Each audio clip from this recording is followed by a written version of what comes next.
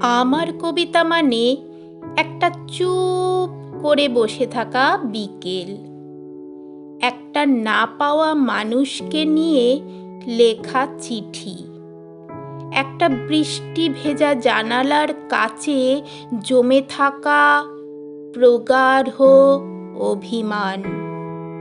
আমার কবিতায় থাকে নিঃশব্দ কান্না, যা চিৎকার করে নয়, মনের গহীনের নিশ্চুপ এক রক্তক্ষরণ।